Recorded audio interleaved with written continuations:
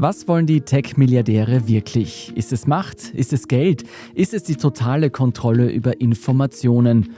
Oder ist es gar die Weltherrschaft? Darüber haben wir nicht nur in unserer gestrigen Folge von Thema des Tages gesprochen, sondern auch kürzlich im Rahmen einer STANDARD-Veranstaltung namens Europa im Diskurs. Das sind hochkarätige Diskussionsrunden, die im Burgtheater stattfinden, und wir dachten, das könnte euch auch als Podcast zum Nachhören interessieren. Über die Macht der Techbros haben die italienische Innovationsökonomin Francesca Bria, die niederländische Politikerin Marietje Schaake, die österreichische Wissenschaftlerin Helga Nowotny und die britische Filmemacherin Beeban Kidron diskutiert. Moderiert hat IWM-Rektor Misha Glenny. Die Diskussion wurde auf Englisch geführt. Sagt uns gerne in den Kommentaren, wie euch unsere Diskussionsreihe Europa im Diskurs zum Nachhören gefällt und ob ihr an weiteren Ausgaben interessiert seid. Die nächste Aufnahme von Europa im Diskurs findet am 8. März statt. Thema wird die Desinformation sein. Karten dazu findet ihr im Vorfeld über die Webseite des Burgtheaters. Standard-Abonnenten und Abonnentinnen erhalten einen Rabatt. Und jetzt gute Unterhaltung mit Europa im Diskurs.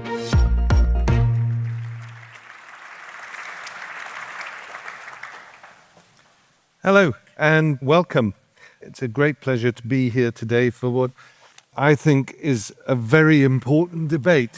And in fact, in some respects, I think we can say with confidence that this is probably the most important issue facing us at the moment.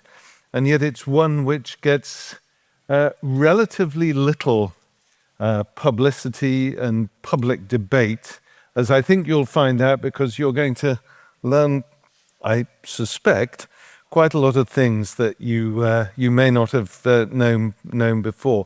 Let me introduce the fabulous guests that we have this morning, but I'm going to start with a little introduction to remind you that it's almost 20 years ago since Steve Jobs unveiled the iPhone, a moment which has changed the world as the power of the personal computer migrated from our desktops to our pockets. And since then, we've been living in a world dominated by apps, by social media, and the digitalization of, well, almost everything.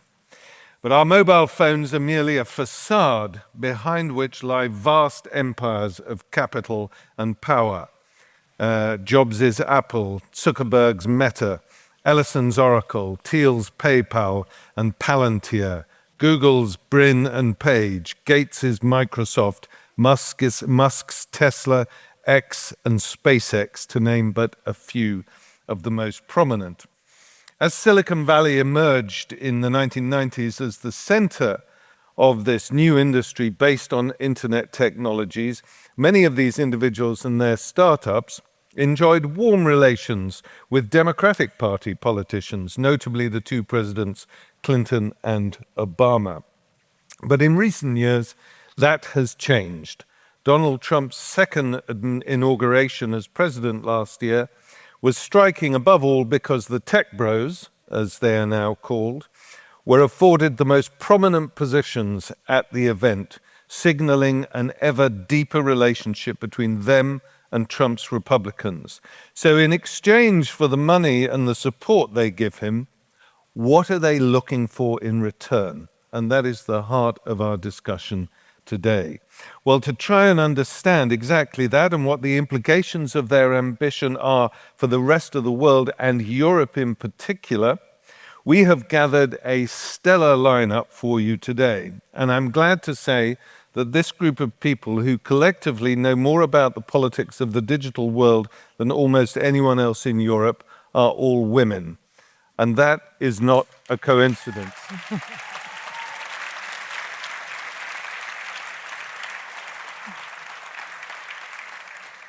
On my far left, we have Helga Nowotny, an internationally renowned scientist whose achievements are too numerous to mention. Suffice to say, she is emeritus professor at the ETH in Zurich, that's Switzerland's leading technical university, and a founding member and later president of the European Research Council. She's currently the chair of the Scientific Advisory Board of Vienna's Complexity Science Hub and as a member of FOVET, the Austrian Council for Sciences, Technology and Innovation, an influential advisor to the Austrian government, and her new book is about to come out. Remind me of the title, Helga. Zukunft braucht Weisheit. Future needs, was war die? Weisheit, wisdom. Wisdom. Future needs wisdom. Certainly does. I'm not sure if we've got enough of that, but we'll see in the next hour and a half. Next to Helga is Beeban Kidron, who enjoyed a successful career as a documentary and feature film director before devoting herself almost full-time to politics after being appointed a life peer to the House of Lords in 2012. Baroness Kidron has made a name for herself as an advocate for children and young people's rights, and more recently has been a key figure in ensuring the promulgation of the Online Safety Act, which aims to regulate digital services in the United Kingdom. Then to my immediate right, we have Francesca Bria, who describes herself as working at the intersection of technology, geopolitics, economics, and society. She is an honorary professor at the Institute for Innovation and Public Purpose at the University College London, and currently a senior fellow at the Stiftung Mercator in Berlin, where she leads the Eurostack initiative on Europe's digital sovereignty, and I hope that's something we'll be coming to later on. She served as president of the Italian National Innovation Fund and was a board member of RAI, Italy's public broadcaster. Francesca has worked as an advisor both to the United Nations and the European Commission. Last, but by no means least, to my far right is Marietje Schaake. Marietje is a former MEP for the D66 party in the Netherlands. She is not, by the way, as states there, currently a politician. And because of the fact that D66 is forming a government in the Netherlands, it's quite important to note that she's not speaking for D66 or the Dutch government. She has been called the most wired politician in Europe. Marietje has been International Director of Policy at Stanford Cyber Policy Center, among many other positions, and is a regular columnist for the Financial Times. Perhaps most importantly for our debate, she is the author of the best-selling The Tech Coup, How to Save Democracy from Silicon Valley. And the good news is there an updated version now just published, available in German, Silicon Valley Attacks, wie Tech-Giganten unsere Demokratie zerstört. So, before we get to the substance about the political aims of the tech bros, I want to turn first of all to Baroness Kidron, who's in the middle of very complex political negotiations about digital issues in the United Kingdom. But let's start with Elon Musk's about turn this week. Having refused to contemplate withdrawing his AI tool, Grok's ability to nudify, and please excuse the ugly neologism, to nudify images of people, primarily females, he backed down when British Prime Minister Keir Starmer threatened to shut down X, formerly Twitter. Is this a victory for democratic values? And if so, why, Beeban? So, sadly, I don't think it is a victory for democratic values, because I think before the UK actually made its move, both Malaysia and Indonesia blocked X immediately. Yeah, they didn't wait for the discussion, they didn't wait for the push, and they didn't wait for the public outcry. They just went. So I'm afraid we were followers and not leaders on this. But I do think it was an important moment, because I think that one of the things that may unite all the voices in this panel is to feel that we feel that there is a progressive relationship to tech. We do feel that there's a sovereign relationship to tech, and it's not the tech, but it's the structure of ownership of tech that is at the heart of the problem. And so what was important was it was a very public display of saying to a tech bro, no, not on our watch. So I would say it is a victory for public outrage, because there is no positive use case for nudifying a woman or a child against their will. No positive use case. And so suddenly, visibly, to everybody, without any understanding of tech policy or how the technology works, they just go, no, this is wrong. And I think that that's very, very important. We have to really, really use these moments to make this a public concern, a really understood public concern. Because in your introduction, you say part of the problem is it's not a doorstep issue. Yeah? So one of the answers is to indeed make it a doorstep issue. And I think Elon Musk, thank you very much, he made it a doorstep issue. And he backed down. That's the really interesting thing. Exactly. This is my point. It's that there has to be a line, but we have to be prepared to draw a line. And that was one of those few moments. And I have actually been witness to, and thankfully, some of the legislation I've passed in the UK has actually drawn all sorts of lines, a lot more than people are aware of. But I think this is really important. We can make a difference. Marietje, let me come to you next. I've mentioned the concentration of capital and power invested in the big tech companies. So can you outline for us who are the most politically engaged of the major players and what are they hoping to achieve? Yeah, it's a small question, a good start. No, I think it's really important to sort of dig deeper beyond what we can all see, because we all have examples of, now it's nudity, it was disinformation and foreign interference in elections, there's fraud, most reviews on consumer goods are fake. There are all kinds of layers of problems, addiction among young people, et cetera, et cetera. But the question is indeed, what are the people behind these companies and what do they want? So at one point, Elon Musk bought Twitter. And I was living in Silicon Valley at the time, and there were quite a few people who were sort of laughing that Elon Musk had done a really bad deal. They were like, oh, well, he must have been too high on something. He probably didn't understand that there was very little perspective of serious profits coming off of Twitter. And so there were actually quite a few people who were quietly ridiculing him. But if you look at it through the lens of an economic deal, that would indeed be a bad deal. But if you look at it through the lens of acquiring power, it was a spectacular deal. And so I think we have to be very careful not to just look at the visible harms, however bad they might be, not just to look at excessive market power, however excessive that might be, but to really understand the depths of the power of some of these technologies and the platforms that operate them and the people behind them. And so Musk is an obvious person because he combines a whole bunch of companies and has so much wealth that even the highest fines, such as the ones that the European Union imposes in violation of the Digital Services Act, for example, which is a percentage of what company revenue amounts to, are spectacular numbers of money, but they don't hurt the richest person in the world. And so I think we need to understand the power dynamics. And so I think the corporate leaders like Elon Musk, but also investor Mark Andreessen or Peter Thiel that you've probably heard about, they probably also have a spectrum of ambitions. They're happy to have little regulation and a lot of agency for their companies because, of course, it's nice to make money. But then, on top of that, they're interested in discrediting the legitimacy of legislation at all.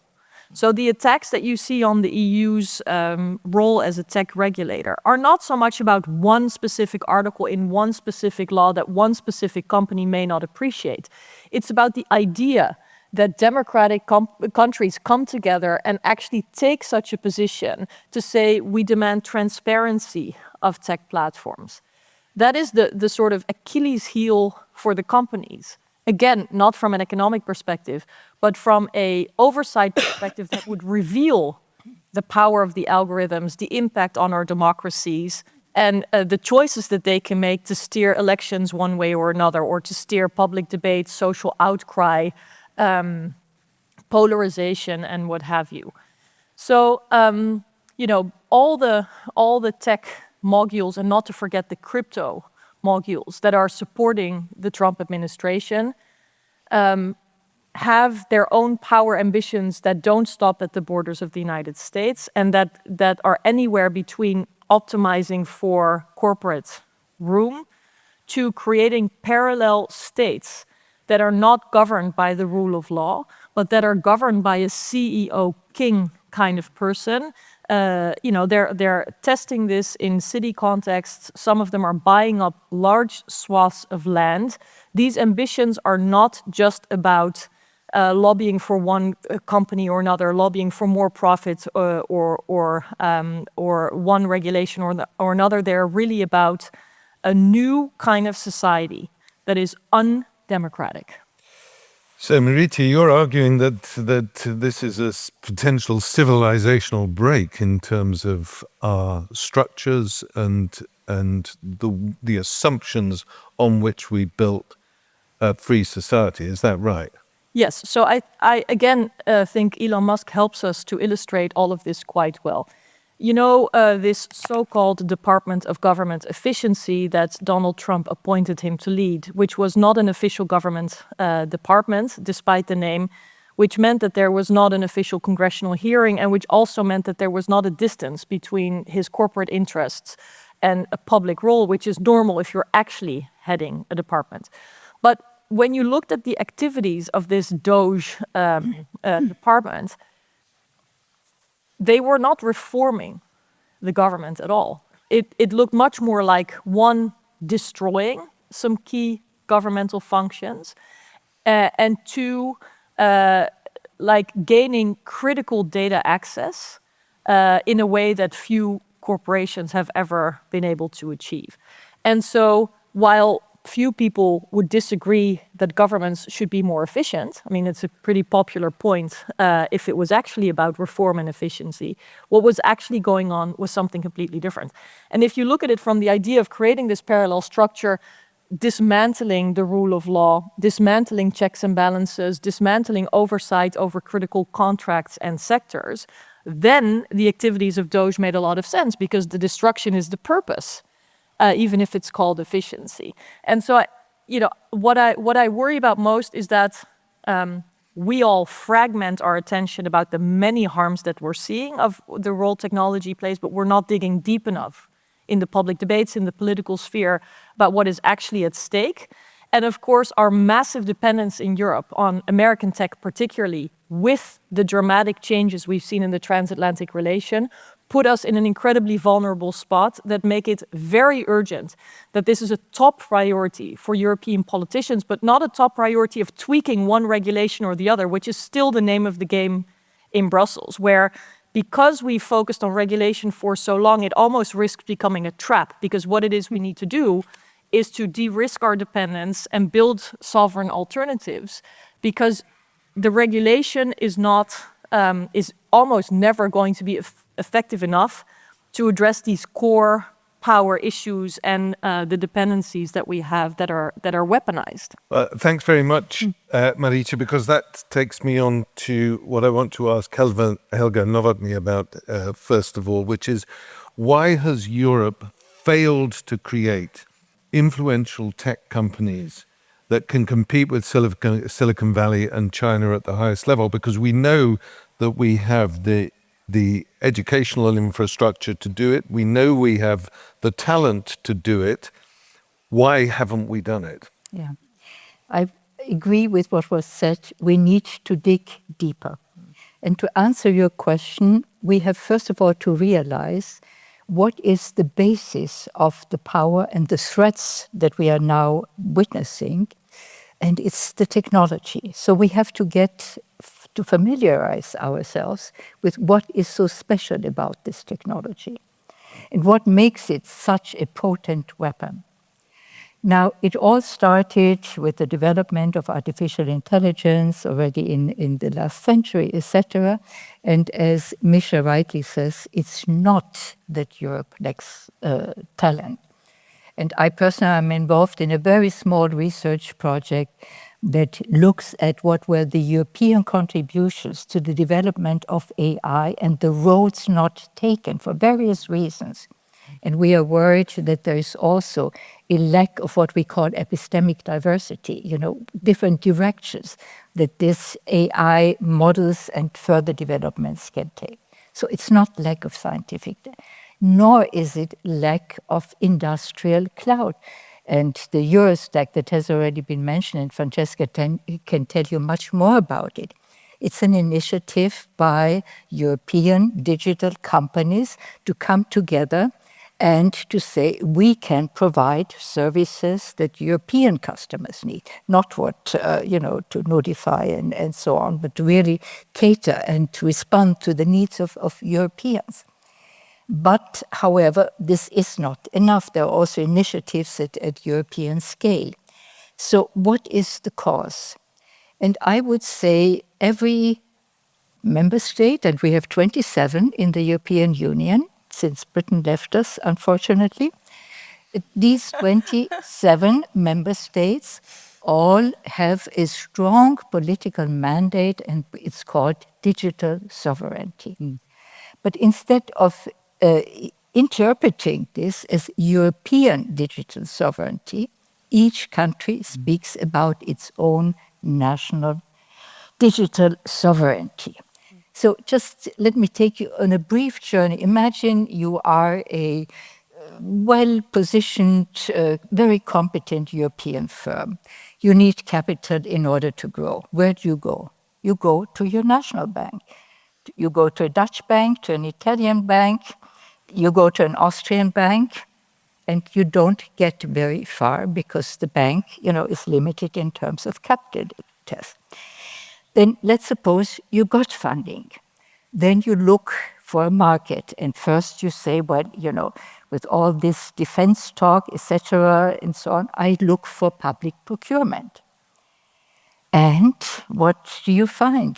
You find different rules, again, in the Netherlands, in Italy, in Austria, in France, in Slovakia, etc. So this only takes you so far. Then you start to look for, it gets even weirder if you have something that is classified as dual use. Because then you get into a labyrinth, how to define dual use, and you end up with 27 different interpretations. So you mean usage for civilian and... For civilian and military. Then you turn towards the private market. You are up to 27 different taxation systems, 27 different employment systems. So it's a very difficult world to maneuver. You meet barriers. There are ways of getting around, and Europeans are not stupid. So they invented one concept which is called the 28th member state. What is the 28th member state? It's a construct. And you say, let's suppose there are the 27 members and we have a 28th, and the purpose is to regulate so that we have all the same definitions of public procurement rules, taxation, etc.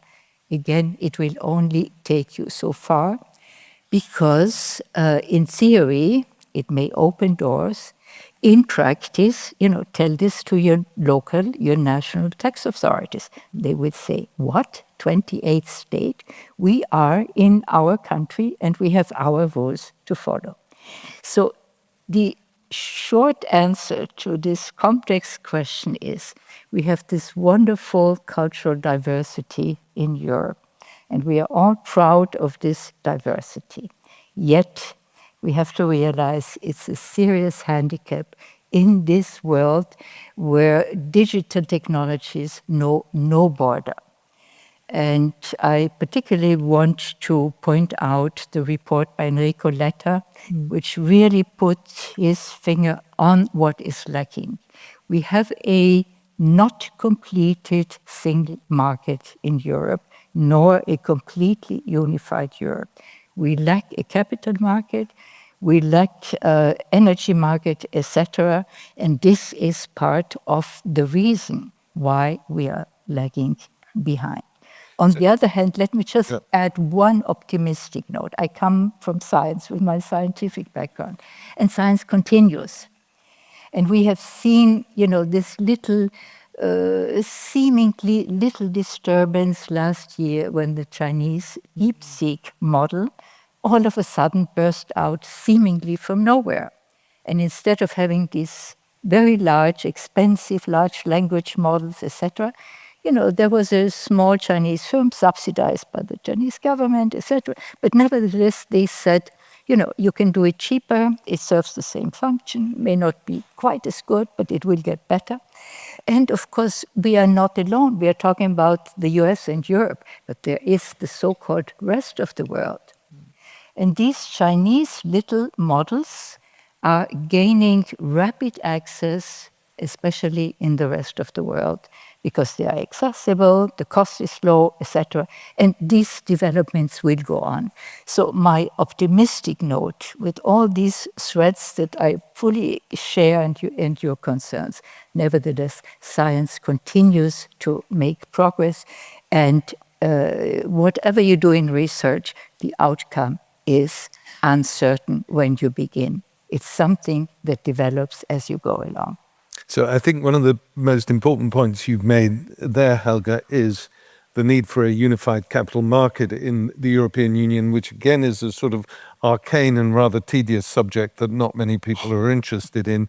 But actually without that, it's very difficult to get the concentration of capital required in order to promote these industries. So Francesca, that sets up you very nicely, because we had a small example, you and I have had a little chat about this, we had a small example last year of Denmark deciding to get rid of Microsoft products and replace them with open source European products for the functioning of government in Denmark. And obviously for Denmark, it's particularly sensitive with Greenland and so on and so forth. But that was the argumentation is that actually having Microsoft in the guts of your government administration is a security threat now, given what's happened in the United States. So can you tell us about the Eurostack initiative and what European governments and companies are considering and what the options are there for alternatives to this dependency, this extreme dependency on US-based digital services? Yes. So first of all, let me say about Denmark. I think that the digital minister of Denmark was very clear about the reason why they did that. And she said something that really, I think it was pretty clear. She said, if you become fully dependent on so few players, then you are not anymore acting freely. So she was saying we have in Europe 80% dependency on the digital services we are using, 80%. So this means that all the infrastructure, all the tools we use, from the cloud to the software, to the digital identity, to the payment system, to the AI models, to the chips, the semiconductors that power everything else. All of this is mainly US technology and a little bit Asian technology. Actually, the semiconductor industry that powers all the technological world, it's mainly based in Taiwan, which is a very heated geopolitical area. So I think that there was a very important reason that at that point Denmark was having the EU presidency, and they wanted to make a symbolic action, but powerful action. And at the same time, if you remember, it happened that Microsoft basically shut down the account of the ICC prosecutor, the International Criminal Court, while she was prosecuting war crimes. And so many people realized that actually a foreign company can shut down the email of a prosecutor prosecuting war crimes because Washington says so. So the lesson was very clear. If you have your data in American infrastructures, the data is not yours. And this is also because we have the US Cloud Act So under the US Cloud Act, American companies have to hand over the data, being your individual data, but also your hospital data, your school data, your university data, your local administration data, to the US government if this is requested. Yes? And then on top of that, of course, Greenland. And I mean, Greenland is a very important geopolitical question, especially at the moment. You saw that yesterday President Trump decided to have 10% tariffs on the 8 European countries that are, of course, moving against the annexation, actually purchasing of Greenland. So I think, and on top of that, of course, there was the Ukrainian situation. I think also we have to realize that Elon Musk, that you talked about before, he's keeping Ukraine internet on.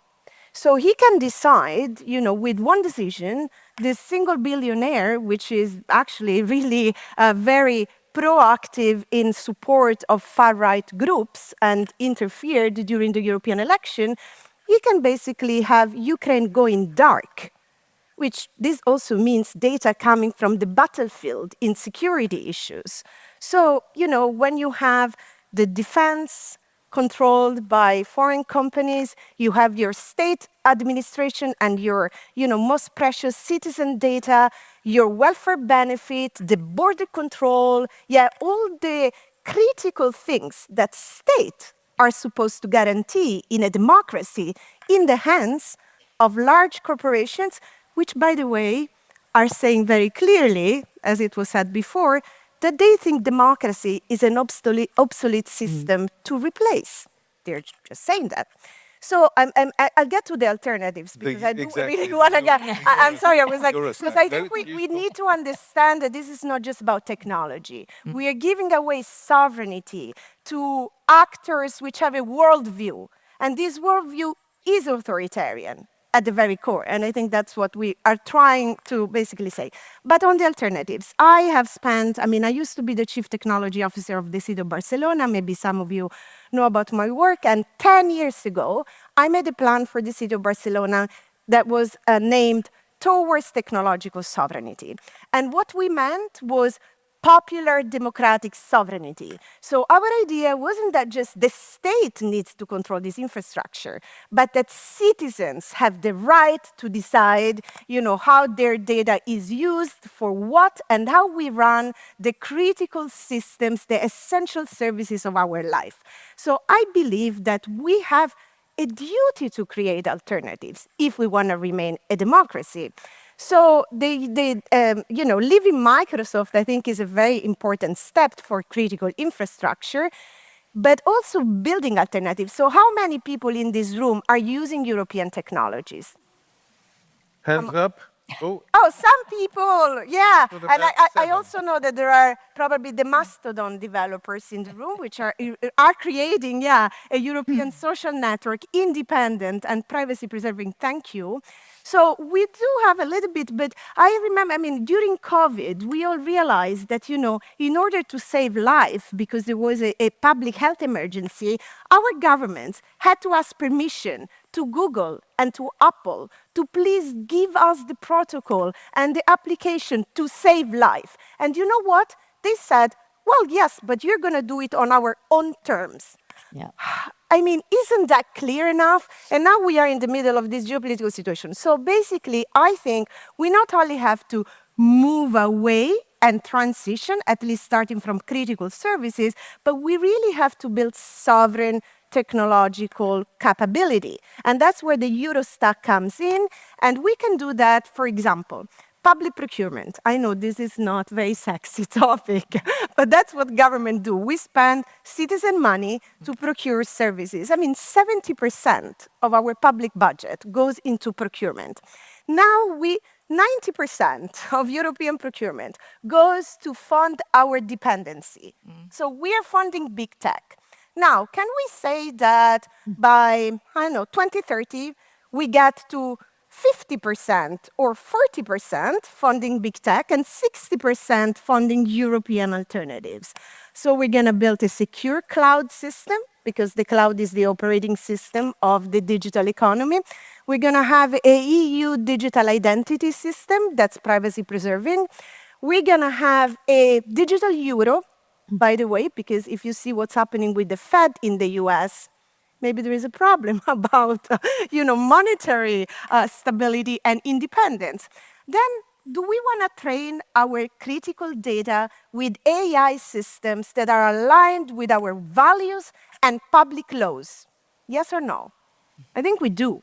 Because the AI is our knowledge as a society. We produce this data. So why don't we train the AI systems according to our laws? So those are all the layers. And by the way, these layers from critical raw materials to the cloud, to the AI data centers, the AI models, and the applications on top, this is the new diplomacy. This is like the dollar diplomacy once upon a time. Today, we are in the world of the compute diplomacy. So basically, the AI infrastructures and the data centers and the critical minerals that power it is the new power. Yeah? That's why the tech bros, the tech oligarchs, are not just, providers of neutral services. They are they are in a merger with the state. So I would say they're capturing political power. And that's why I think we do have to react if we want, if we understand the power of technology and we want with the technological alternatives to defend democracy. So this is not protectionism and this is not anti-US. This is pro-democracy. That's why it's so important to basically build these alternatives, I believe. That's a brilliant intervention, Francesca, and it leads me to a question to Beeban about what is the reality. So Beeban, I have to explain, is very involved in creating and steering legislation through Parliament, particularly through the House of Lords, the upper house in the UK. What is the reality of the politics of regulation when you say succeed in passing legislation? How is it implemented? Is it implemented? Well, so I just want to back up and add to something that's just been said. Absolutely. Which is, really about, if anyone who has had the misfortune to read the US security strategy, or indeed Google or OpenAI's submission to the Europeans, to the US security strategy, will see in black and white that there is an intentional economic and technological warfare, that it's actually deliberate. It's not just about imposing the technology that is owned by the US, but it's about undermining our ability to match that technology and to have services and sovereignty of our own. And when I read those things last year, I just found myself thinking, wow, this is 21st century East India Company all over again. We know what that empire looks like, yeah? And we also know how difficult it is to unseat. So I think that the problem that, as I see it, is we introduce regulation, and then the government wants a trade deal, and then the regulation, don't upset the Americans. Then the regulator, who's somewhat attached to the political realities, goes and does something a bit less than, yeah? And what we see is a gulf between what we anticipated our sovereign right was and what our actual sovereign ability is, because we are bought in. And I think, and to be honest, I agree with everything that everybody has already said. But there's one thing which I think is not quite so. It's not deregulation. It is actually active regulation by means of terms and conditions. It is a replacement of our law. It is an intrusion into our sovereign space. It's not creating a gap in which we can't work. It is creating an alternative reality to which we do work. And I think that the basis of a lot of the arguments that I have literally in the corridors of power are saying we do have the legislation. We do have the power, but it is not being implemented. And I think that that does speak to a need for sovereignty. And when we get to the sort of the infrastructure bit and the stack and so on, then, the whites in the eyes, there's literally a fear in the eyes of government because they cannot see. It is so enormous. They cannot see where to go. And I think that that is something that all of us in our own way and all the people that we work with have to really confront and have to actually identify the choke points. Where in Europe do we have the power to literally decide? Procurement is a very good one and very boring and not a good vote winner. But where do we have the opportunity to actually decide for ourselves? Yeah? But where do we have one or two things that these companies that are in the stack that are choke points at which we can have something that is required by the other side and therefore be in a negotiating position? I don't think we can go after everything, but I do think that we need to find these choke points. And that goes to Helga's point about we can't find 27 choke points plus UK, that we actually have to find collective choke points about which we agree. So I think it's very difficult for people, anyone in the room who's coming to this for the new time, and that we're talking about the stack and we're talking about procurement and we're talking about capital markets and you kind of go, I just want my social media to be better. I mean, it's a very difficult conversation because sometimes I think the web of everything means that we don't do the things that we could do. And the first piece is to identify the bits that we can do and do them ruthlessly and robustly without this timidity. And I'm afraid it will bring us into conflict with America. But I think we've seen this week, as soon as America wants something new, all of that bending over, all of that appeasement, all of that tech exceptionality, that all the stuff we gave away was for naught. Now we're going to get 10%, 25%, on the trade deal. I want to move on next to the issue of AI, but before I do, I want to come to you, Marietje, about an issue that Francesca raised. She referred to the whole issue around microchips, around supply chains for critical minerals and so on and so forth, and pointed out that Taiwan was where the great majority of high-end chips are manufactured, and the United States is able to impose controls on those chips at TSMC, the great manufacturer. But Europe has one company as well, ASML, which is based in Holland, and it is the only company in the world at the moment that can manufacture the machines which makes those high-end chips. And yet it seems to me we have this extraordinary leverage with this one company, a Dutch company, but we never use that leverage. What's the story behind that from your perspective? Well, this is really a combination of talking to people, reading the newspapers, and a sort of political gut feeling that informs my answer here. But indeed, ASML is a choke point, clearly, and that is both a risk and perhaps an opportunity in the cynical world that we have entered into.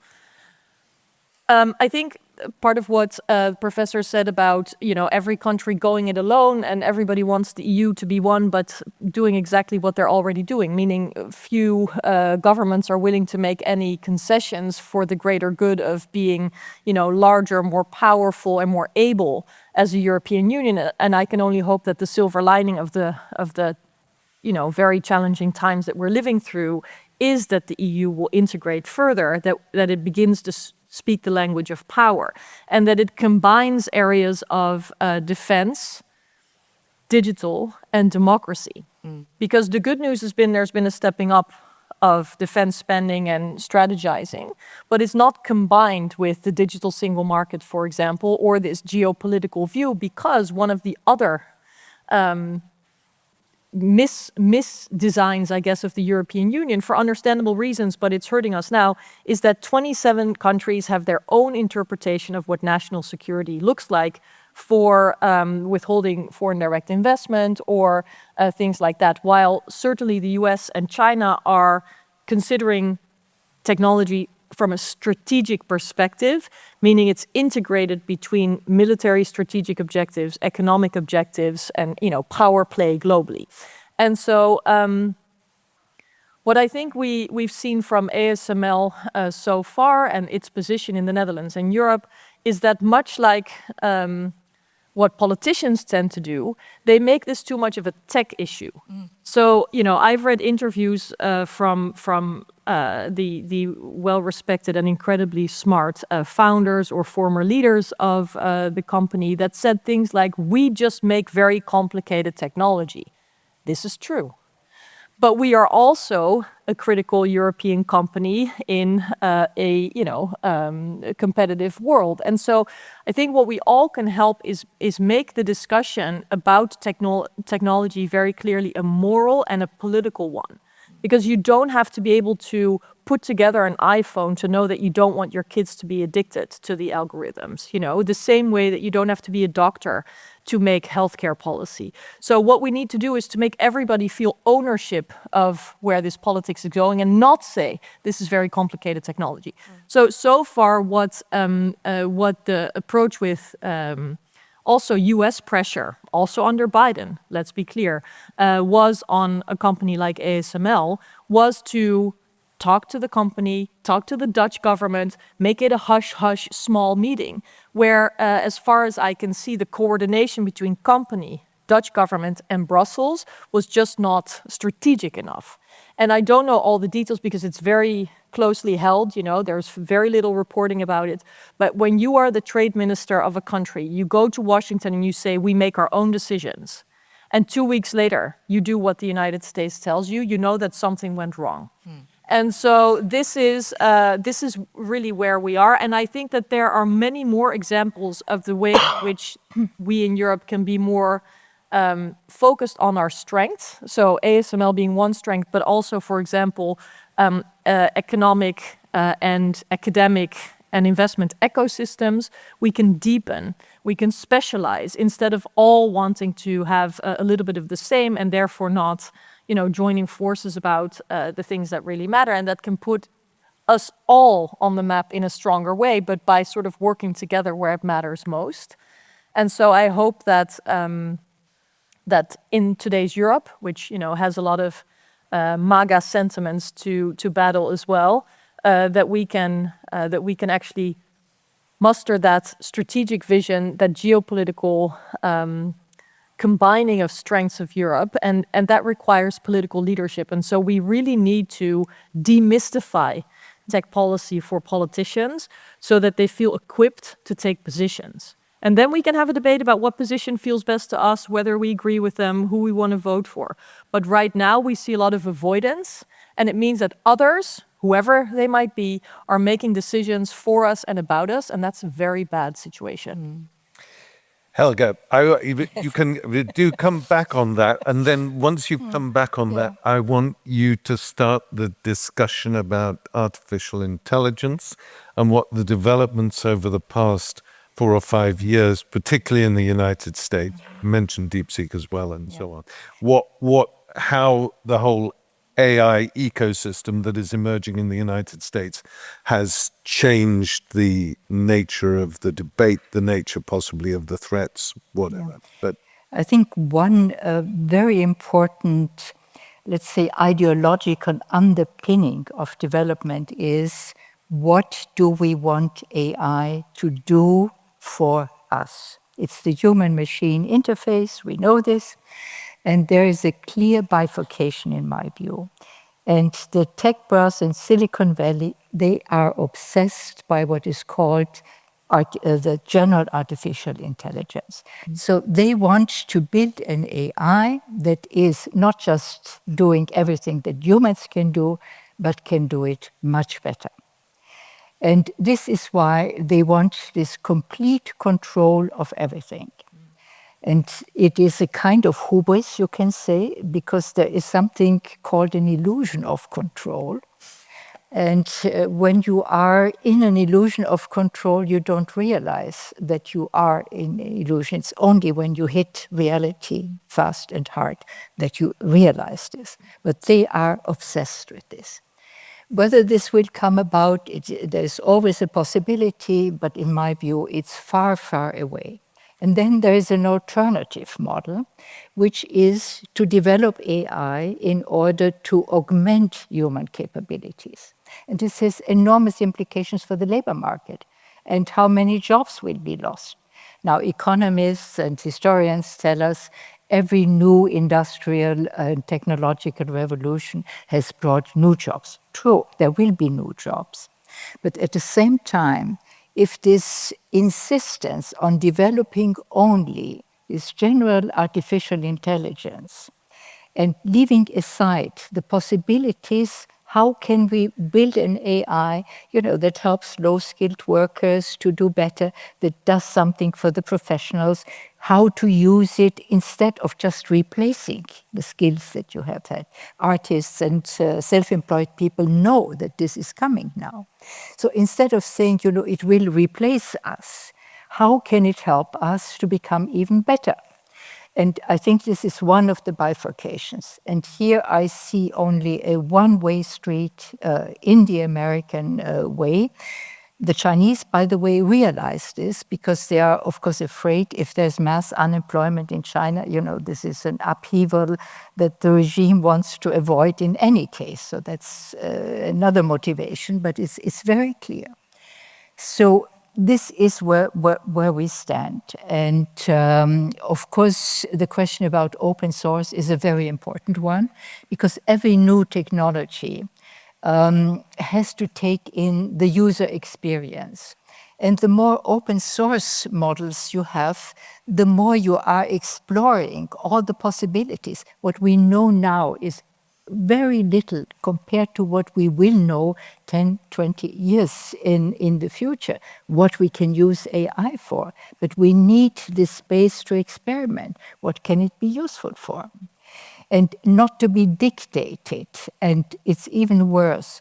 What happens by these AI groups? They try to create the conditions, the economic conditions, the social, the ideological, cultural conditions under which their models are supposed to work and to be applied. And this is where Europe can resist. And I think we have enough in the European DNA, to say this is not the kind of country, apart, of course, we still value democracy that we have. And we see that democracy in the US is going down the drain from one day to the next.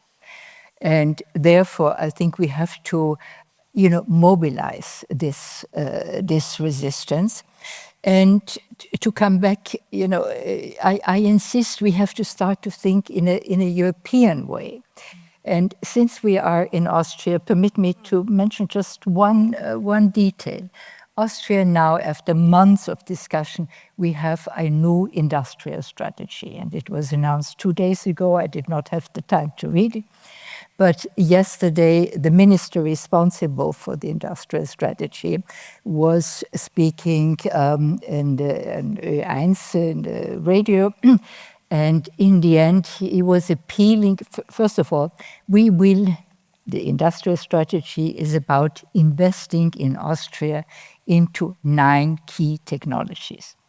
Why we need 9, while Germany has only 7, was not explained.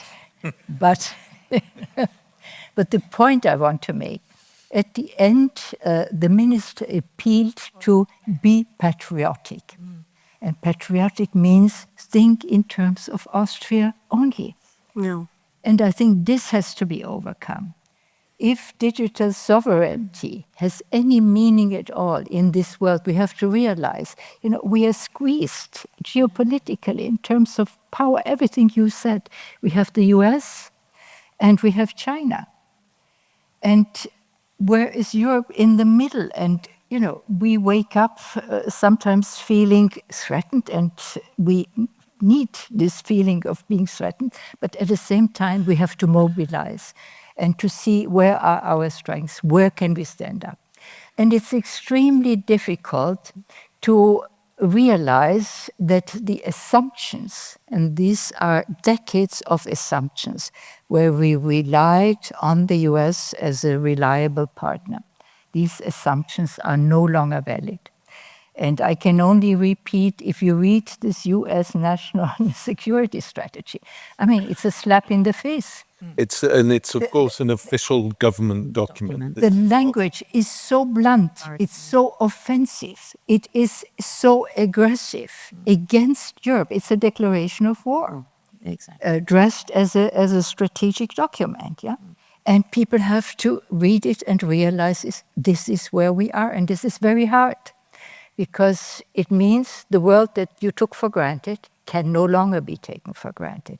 But we need this kind of wake-up call. Francesca wants to come in, and then Beeban. Mm-hmm. Yeah, just random. Yeah, great. No, I have a few points I want to make. In this respect, that Europe is a pawn between two empires, and we need to find our place in this new world order.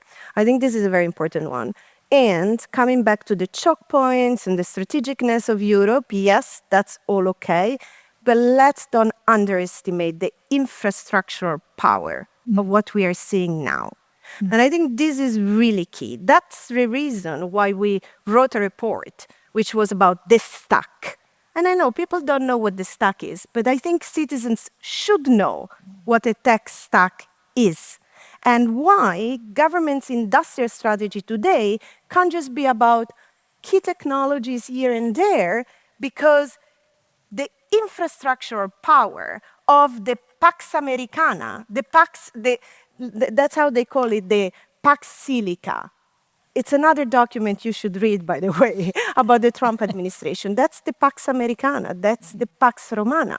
This is about controlling of the full stack, critical mineral, energy, AI data centers, chips, AI models, and the applications on top. And China has the same strategy, which is the digital Silk Road. And they have a similar ambition. And by the way, they're having technological self-sufficiency. When we're talking about this AI stack, we are talking about $3 trillion US investment. We also have to be aware about this.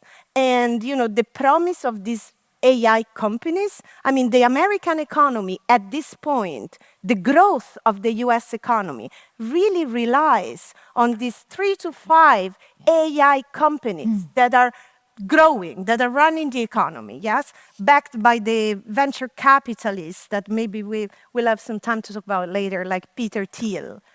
So this is the situation. And if you're also concerned about climate change, if you're concerned about energy, renewable energy, about the future of energy, water, land, those infrastructures, the data about what they consume in terms of water, energy, land usage is incredible. Believe me, I'm also an industrial economist. I have never seen anything like this in the history of the Industrial Revolution. So let's don't underestimate this kind of power, because at the end of the day, when we're signing the trade deal with the US, that's what they tell us. You have to buy 40 billion of AI chips from NVIDIA. You have to buy energy coming from the US. And by the way, they're betting on nuclear energy, not on renewable energy. And you have to buy American weapons. Literally, we signed this. We signed this. So this goes against our own interest. And I wanted to make another point, that is this regulatory attack on Europe. Also, let's don't underestimate that. Because when we have a US administration that says that the former European Commissioner on digital and industrial policy, Thierry Breton, that, by the way, was the person that drafted all the EU regulation, the GDPR, the AI Act, the Digital Market Act, the Digital Service Act. Okay, it's a bit, many different legislations, but at the end of the day, there is an intent to have democratic governance of technology. Well, Marco Rubio defined Thierry Breton as the architect of European censorship.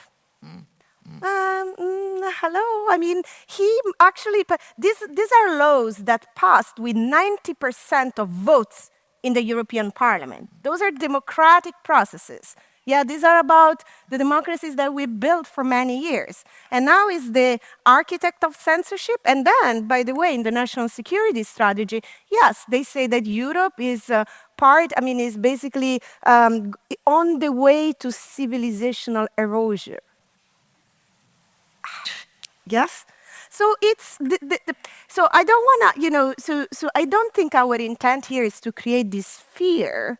And by the way, if after I have some time to talk about Palantir, I would love to just to increase the tension. It's like, because I am not sure, and the reason why. I'll come there. But the reason why I also want to a little bit talk about Palantir, because this country has a particular connection with Mr. Thiel, which is your former chancellor.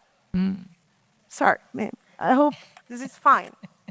Yes? Like now we got a drone. This is a free country and an open debate. You can say okay? No just to close this and after, please, I want to talk a little bit about Palantir.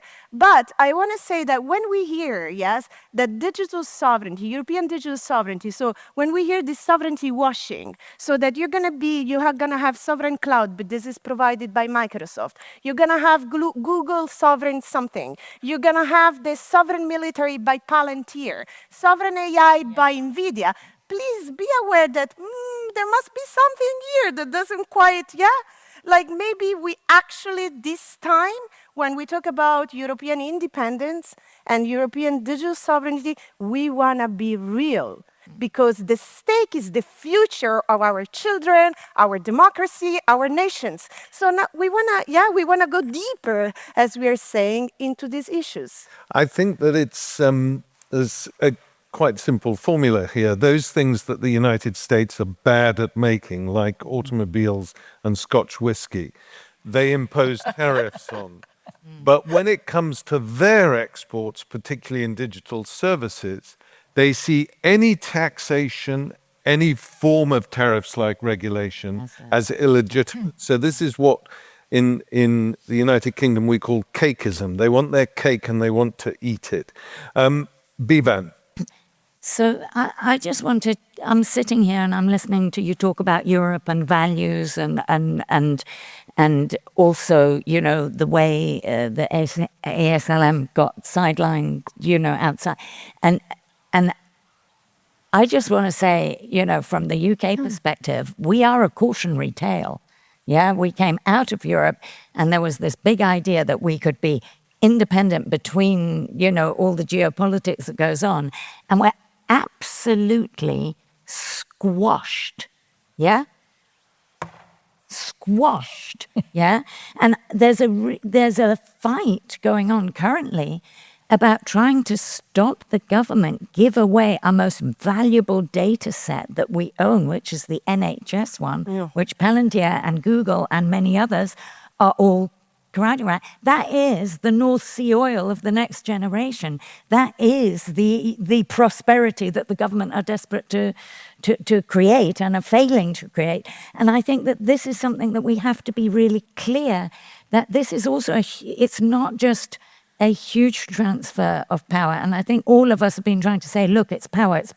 But it's also a huge transfer of wealth, of such an extraordinary level that one of the big VCs, one of the biggest VCs in this, in New York, said to me, there is such a huge bet on AI, and they are so desperate that they will actually have to take whole nation states, not just sectors like the creative sector, but the value of whole nation states into the machine in order to get the kind of return that they have promised and expect.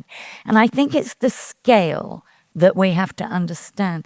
So that's one thing I wanted to say is I beg Europe to find its bottle. I beg Europe to find its way of working together. I beg Europe, because we no longer have that power, and maybe on your coattails we can follow, because actually you are a huge market and you are 27 nations and you do have some choke points and you have a whole load of things that we don't have. And I beg Europe to actually impose those values that you're talking about and not be too slow for that moment. So I really wanted to say that from a UK perspective. The other thing I just want to say is, is just about some of the things that look like their strengths are maybe also their vulnerabilities. And we have to be both strategic and opportunistic. And I think one of the things, and you talked about job displacement, Helga, is, weirdly, the MAGA voter was against elites, was against the distribution of wealth as it now is, was, came out of discontent with the disruption to skilled working class jobs and so on and so forth. And what the tech bros are promising is more of the same, bigger and faster. And there is, and I have noticed it, and I notice it in the conversations I have, in my inbox, and in some of the visible putting head above the parapet, that the MAGA movement is beginning to split on this issue. And I think that that's something that we have to watch, and we have to look for the opportunity in that. Yeah, because weirdly, I don't think that on this issue, Trump himself is an ideologue. He is just surrounded by them and playing a game. I won't go into it. It's been well explained. I think also the concentration power and their own competitiveness is, a vulnerability as well as an obstacle. And I think the third thing that I'm seeing coming out of some of the frontier companies is a big anxiety of their own making that somehow in 3 years' time they're going to have their Chernobyl. And what are they going to do when that time comes? That is to say, they are absolutely against any form of regulation, any form of curtailment, anything that we may wish to contest in terms of values. But there is an increasing anxiety that they are building something of which they are not in control. And what does that mean? Not only for us, but also for them. And I think these vulnerabilities we must exploit and we must look at and we must turn over, just as we must do what we're saying about building an alternative, because actually, to create vulnerability on the other side is economic warfare that we are currently suffering from, but we also have to do it in the other direction. We must understand where their vulnerabilities lie and exploit them. I'm conscious of the fact that, as I knew would happen, time is running out fairly fast. So I want Marietje and Francesca, I'll start with Marietje. I want to discuss the political and industrial technical strategies of Musk's companies, in particular SpaceX and Starlink associated with it, and Peter Thiel's companies, above all else, Palantir, but Anduril as well. Yeah. So can we start with what are they attempting to do with these companies, Starlink, Palantir, Anduril in particular? Yeah. Let me also try to build on what's been said, so that hopefully it's adding to a 360 view for the audience. So indeed, we are looking as Europeans to the US, sort of admiring all the innovation. How can we catch up? How can we prevent missing the boat? And there's indeed discussion about the balance between threats and opportunities of embracing AI, analysis of how many jobs it's going to create and cost and where. But again, we're not looking at it through the lens of power. Yeah. So we need to understand that the platform model of AI that is resource intensive from an environmental perspective, but also from a financial perspective, is a gamble. And I think the Americans know it. Yeah. And so they are rushing to roll it out all over the world in unprecedented joint ventures between state and corporations. So you have packages through the Stargate initiative where countries can buy investments in data centers, access to generative AI, and investments in their startup ecosystems. And this is a joint venture between states, investment funds, and tech companies like OpenAI. They say it's rolling out on democratic rails. It's a nice word. But the first client were the United Arab Emirates, so I think that tells you pretty much everything you need to know about those rails. So what is important to understand here is that the stakes of the state and the stakes of the companies in this constellation with the Trump administration are increasingly aligned, and they are trying to reinforce each other. For the companies that you mentioned, Misha, they are a specific niche within this structure because they are military and intelligence technology. Palantir calls itself a data analysis company, but it sits in the heart of government activities, and it's incredibly opaque. So it doesn't reveal much about the contracts, about the data access it has received, but it decides or helps governments decide about very important issues like triage during COVID, like targets of drones in warfare, whether it's Israeli drones killing Palestinians or whether it is Ukrainian drones defending the country from Russian aggression. In any case, the promise is that they have services of an exceptional nature that nobody has. But in fact, of course, they sit very close to critical decisions. And the CEO of Palantir, and I don't want to take everything that Francesca wants to say because there is more to say. But he interestingly enough, has proactively aligned the company with what he calls Western values. Now, there was a time that my heart really, was beating harder for Western values, but the West has been destroyed by the very government that he is now in service of with Palantir and his company. And we in Europe are failing to accept that reality in actions because even if President Macron, who I greatly admire for his leadership on tech, for taking it seriously and personally, for making France an AI hub, a talent hub from around the world, and seeing the importance of sovereignty well before many other European countries saw it, has now seen his intelligence services signing a new contract with Palantir. So we are not connecting the dots. And if we keep admiring the technology for its capabilities without understanding the power dynamic, if we keep debating how we can balance opportunities and threats in the right way, or how we can mitigate the losses of jobs in one sector or the other, we are not understanding that these platforms are really the infrastructure of our lives.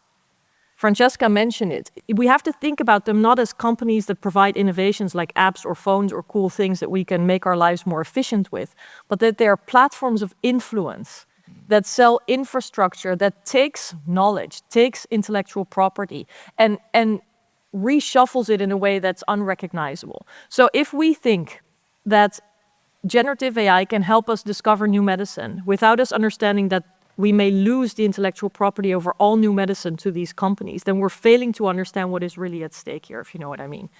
So, what else is there to say about these companies?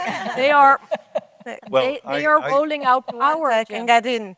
Yes, Francesca, go. Francesca, Take it over.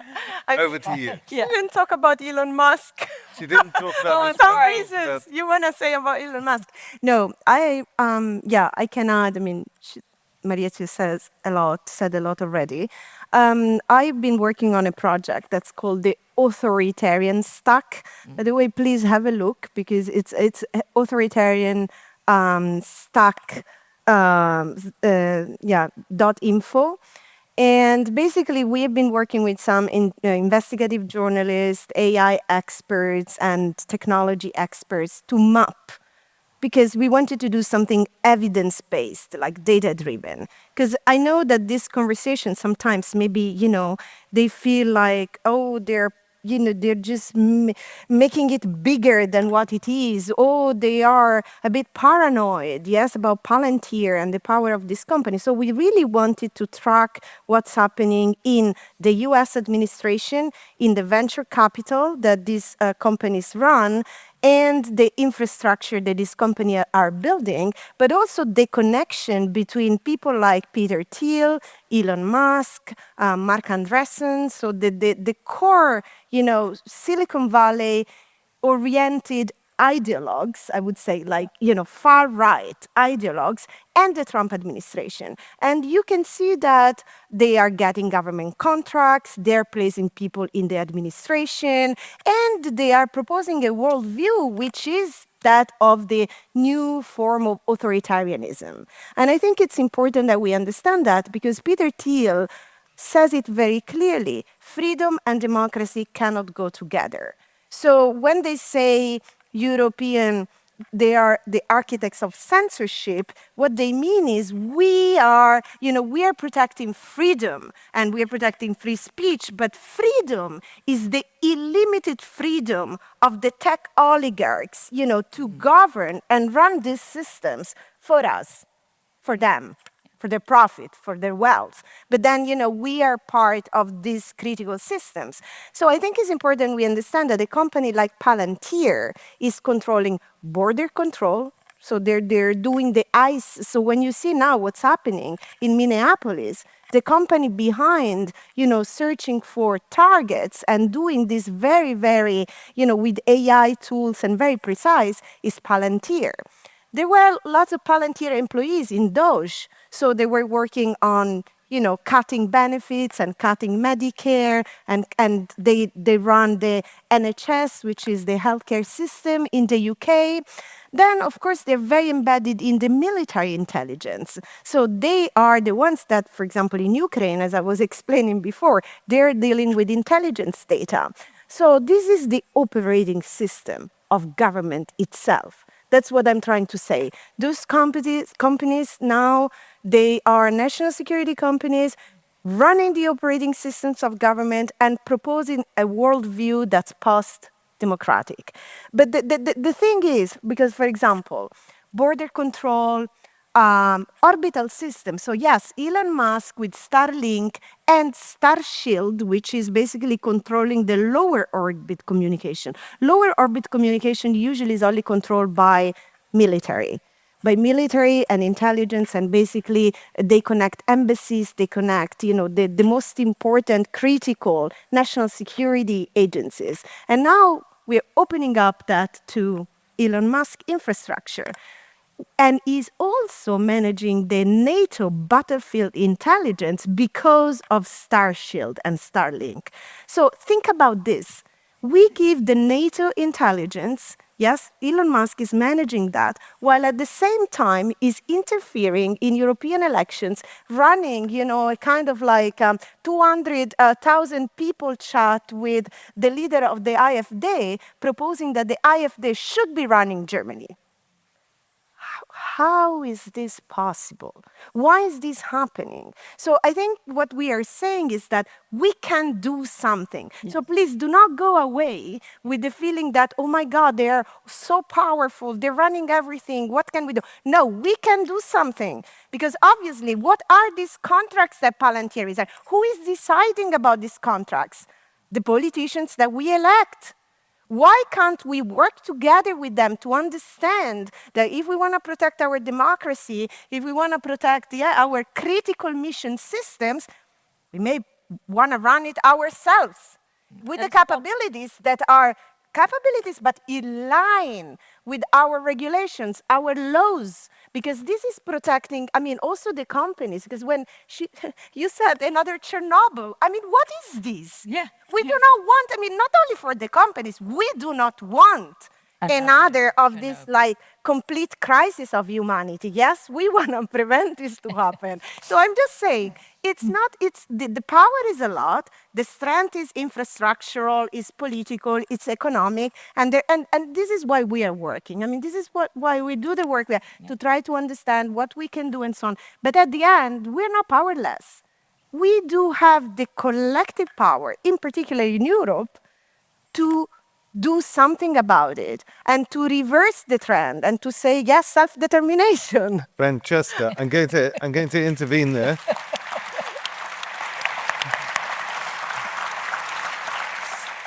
Simply because, tragically, we're running out of time, but there's still a lot to cover, and I want to go to a slightly different angle. I want to ask Helga. Helga, as you know, last year there was a conversation which was caught.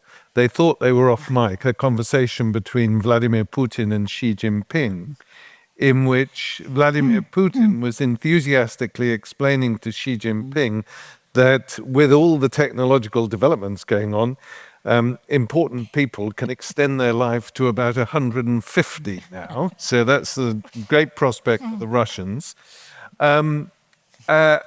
I want to ask you, because I'm trying to understand the motivation of the tech bros and what they really want.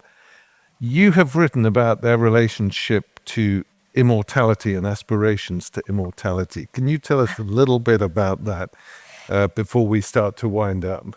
Well, I have been struck by the fact of this, let's say, this new, very masculine, authoritarian culture that developed in the Silicon Valley, including, the quick switch from democratic to becoming, the Trump allies. And I was struck by their belief not only that they have unlimited power, but their power is unlimitable. And that's an important difference. I mean, it's part of the illusion of control. But part of this unlimitable power is connected to their search, and they believe in it, that somehow they can become immortal. People take all kinds of drug supplements, blood infusions, etc. So there is this enormous, striving. It's an obsession. We want to live forever, and technology and our power will enable us to do so. And I think it's an illusion because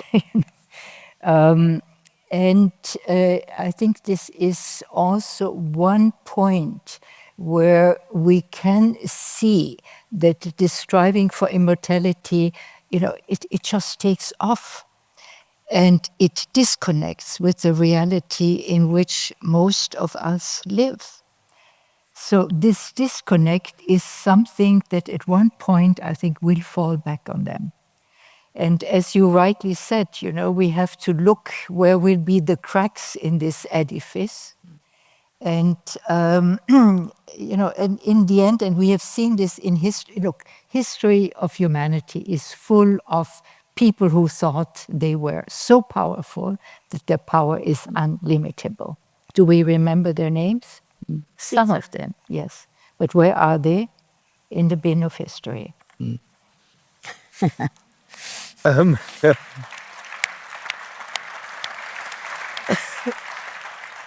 going to have now a final round before we bring it to an end, which is what I call a quick fire round. And I'm going to go Francesca, Marietje, Helga, and Beeban. The question is, in the next 5 years, these aspirations, particularly about Europe and the UK that we've been talking about, are we likely to realize them or to get close to realizing them? Is this something we can do? Francesca. And 2 minutes each, please, because otherwise the people in the theatre get very upset. Well, I'm Italian, so I'm going to go with this Gramsci spirit of pessimism of the will, but optimism of the spirit, yes. So I'm going to say that we have to do it, yes. But I think it's important not to have it, what Marietje said it before, and I align with that.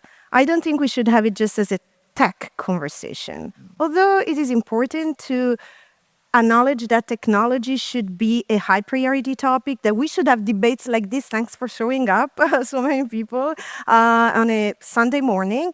but that this is not about technology. This is about European independence.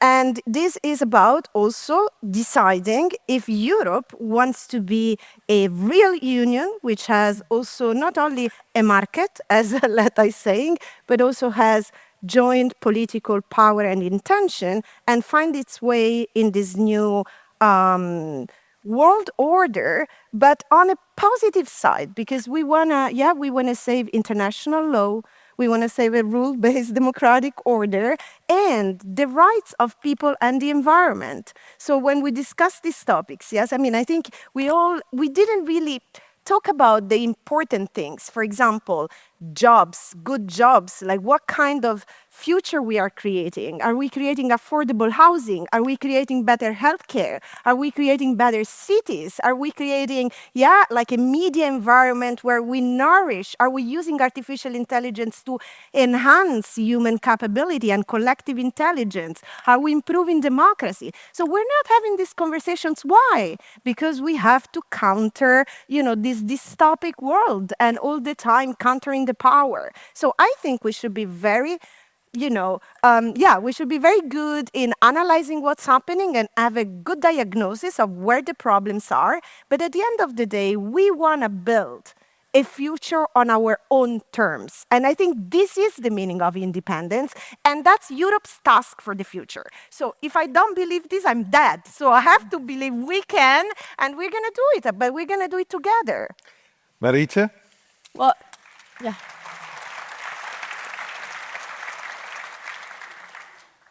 After publishing my book, which is about this outsized power of tech companies and how it hurts democracy, the question of, do we still have a choice? Can we still find a way out?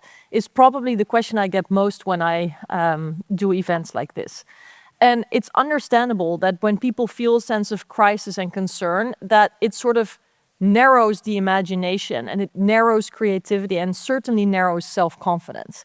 And I think that is what's happening right now. And it's also amplified by the lobby that wants us to believe that we no longer have a choice, that our companies will stop function if we change technologies, or if we do not jump on board with the AI platforms that will make us more dependent.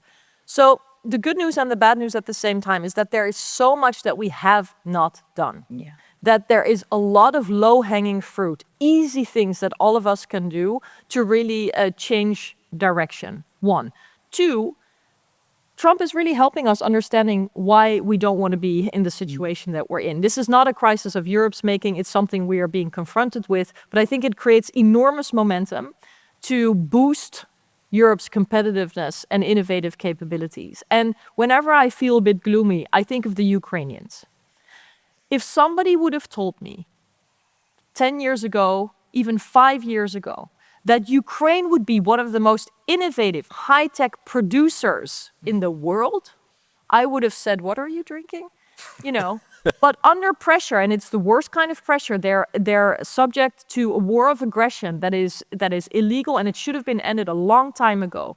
But in the conditions that they're in, they have completely changed their skill set. They are producing drones, offensive and defensive, and we will probably all need them.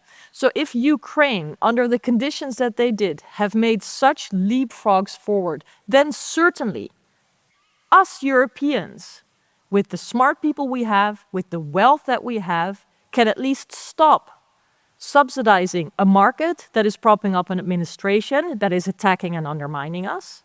And if we work a little bit harder, then we can use this moment, which is one of challenge, as an extraordinary opportunity. But it does require political leadership to bring all the different stakeholders together, to give a sense of direction that we want to stop subsidizing our dependencies, not only by buying, not only by procurement, not only as consumers, but through our pension funds, through our personal investments, through our consumer use. There are so many knobs we can turn.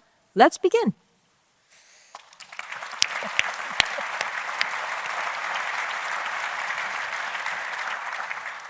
Helga, next 5 years. What else to add to what has been said? Well, there is something called a healthy shock. And I think we should be ready to realize a healthy shock. Wake up, know your enemy in this case, understand what is stuck and what needs to be done. And from this follows that you have to stand up. And you have to be courageous and be bold. And Europe has this history of the last century where we had two of the most terrible wars, and we were in the middle of it. And I think this partly is still running in the European memory. I mean, family-wise, this is being transmitted. And we do not want to have this anymore.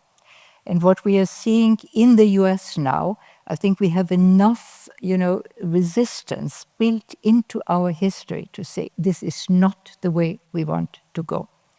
And therefore, we have to muster the courage to stand up and tell our politicians to stand up. And at the same time, as you said rightly, you have to think strategically and opportunistically at the same time and to know when to do what. And, it begins at home, but it must go up to the European level. And this is something I can only repeat again and again.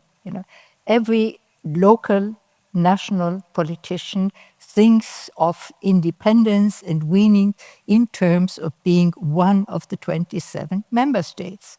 And this has to stop. We have to start to think European, to act European, and otherwise we stand no chance.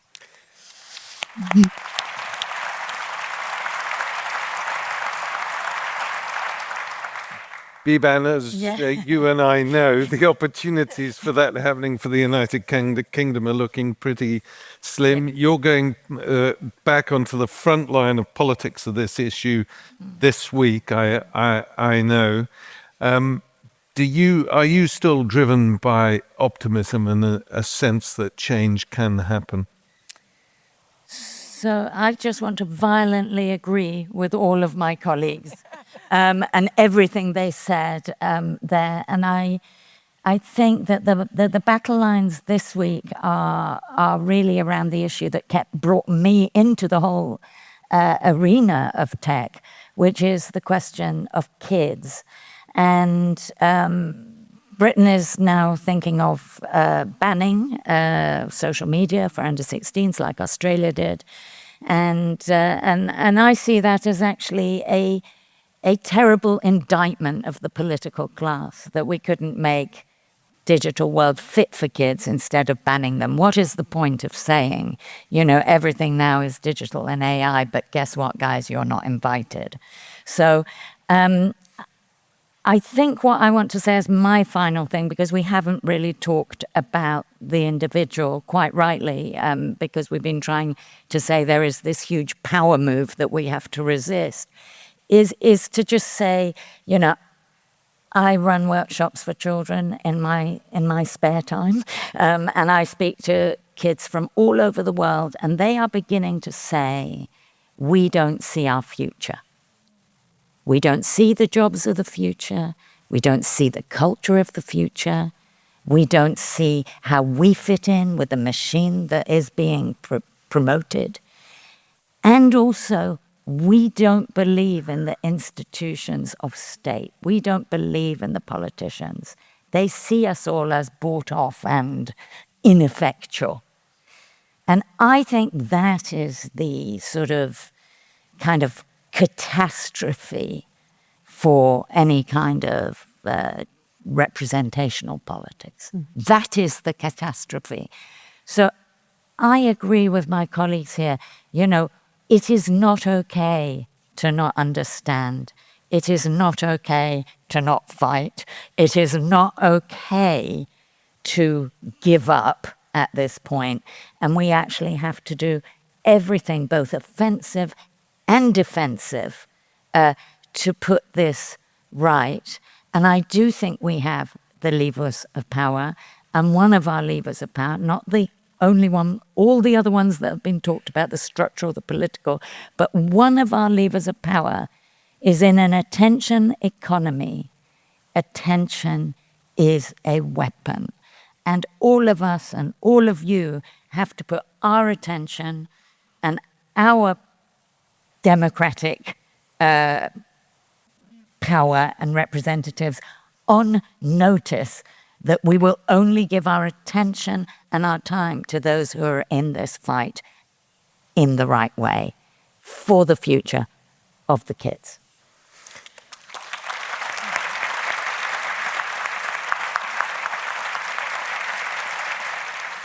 Ladies, thank you. Ladies and gentlemen, I think you'll agree with me that our four guests have demonstrated that one thing we don't lack in Europe is the intellectual and policy and industrial firepower required to meet these very, very serious challenges, a challenge which is really on a par with climate change in terms of what it means for the future of not just Europe, but humankind.